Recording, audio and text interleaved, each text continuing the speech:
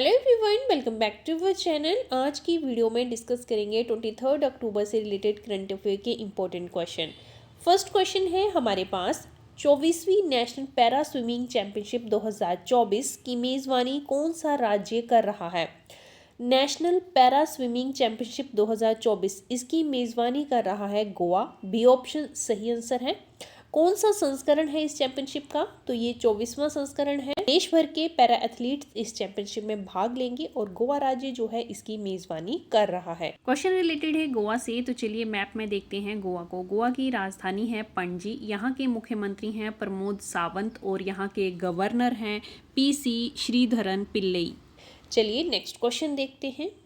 Next question है, हाल ही में किस राज्य में भारतीय पुरातत्व सर्वेक्षण, जिसे शॉर्ट में ASI कहा जाता है, द्वारा 16वीं शताब्दी की तांबे की प्लेटों की खोज की गई है। भारतीय पुरातत्व सर्वेक्षण विभाग द्वारा तांबे की प्लेटों की खोज जो कि 16वीं शताब्दी की है, ये तमिलनाडु राज्य में की गई है। तमिलनाडु राज्य के तिरुवल्लुर जिले में इन प्लेटों को खोजा गया है। चलिए डिटेल में इस क्वेश्चन के बारे में देखते हैं। तमिलनाडु राज्य के तिरुवल्लुर जिले में, जिले का नाम आपको याद रखना है। मंदिर कौन सा है? श्री सिंगीश्वरर मंदिर। यहाँ पे तांबे की प्लेटों की खोज की गई है। ये शिलालेख जो हैं वो 1513 ईस्वी के हैं और राजा कृष्णदेव राय के शासनकाल के ये माने जा रहे हैं। इस शिलालेख को संस्कृत भाषा की नंदी नागरी लिपि में लिखा गया है। नंदी नागरी लिपि जो है वो नागरी लिपि का ही रूपांतरण है, जिसका उपयोग जो है 8वीं शताब्दी से 19वीं शताब्दी तक दक्षिण भारत में शिलालेखों को लिखने के लिए किया जाता था। ये लिपि जो है वो बाईं से दाईं ओर लिखे जाने के लिए जानी जाती है। चलिए नेक्स्ट क्वेश्चन देखते हैं। नेक्स्ट क्वेश्चन है, 18वें प्रवासी भारतीय दिवस की मेजबानी कौन सा राज्य करेगा। प्रवासी भारतीय दिवस ये मनाया जाता है हर साल 9 जनवरी को।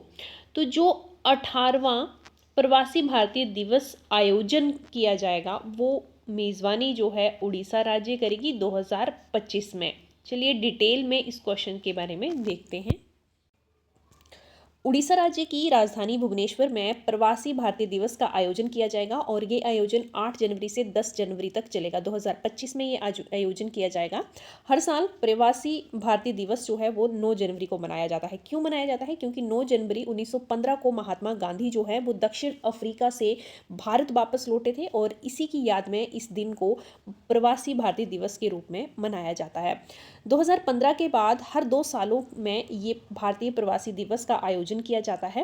पिछले साल जो भारतीय प्रवासी दिवस हुआ था उसका आयोजन मध्य प्रदेश के इंदौर में किया गया था। क्वेश्चन रिलेटेड है उड़ीसा से, तो चलिए मैप में देखते हैं उड़ीसा को। उड़ीसा की राजधानी है भुवनेश्वरम, यहाँ के मुख्यमंत्री हैं मोहन चरण मांझी और राज्यपाल हैं यहाँ के रघुबर दास।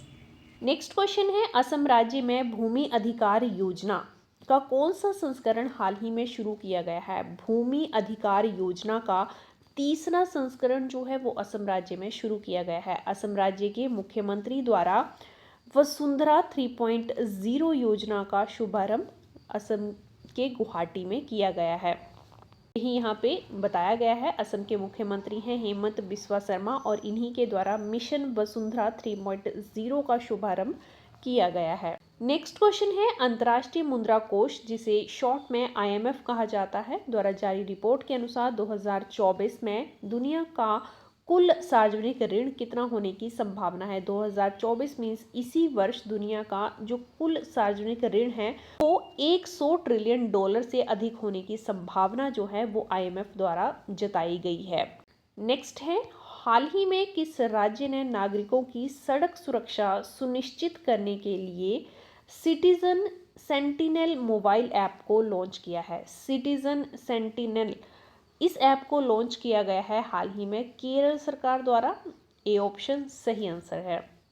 केरल के मोटर वाहन विभाग द्वारा इस ऐप को लॉन्च किया गया है। केरल भारत का जो है वो 3रा राज्य बना है जिसने M परिवहन सिटीजन सेंटिनल ऐप को लागू किया है। इससे पहले छत्तीसगढ़ और उड़ीसा ये दोनों राज्य अपने राज्यों में इस ऐप को शुरू कर चुके हैं। नेक्स्ट क्वेश्चन है, हाल ही में झारखंड के नए डीजीपी किन्हें नियुक्त किया गया है? झारखंड के नए डीजीपी नियुक्त हुए हैं अजय कुमार सिंह। ए ऑप्शन सही आंसर है। डीजीपी रैंक जो है वो पुलिस ऑफिसर में हाईएस्ट रैंक है और ये 3 स्टार रैंक होता है, याद रखेंगे। चलिए थोड़ा डिटेल में अदर ऑप्शंस के बारे में भी डिस्कस कर लेते हैं।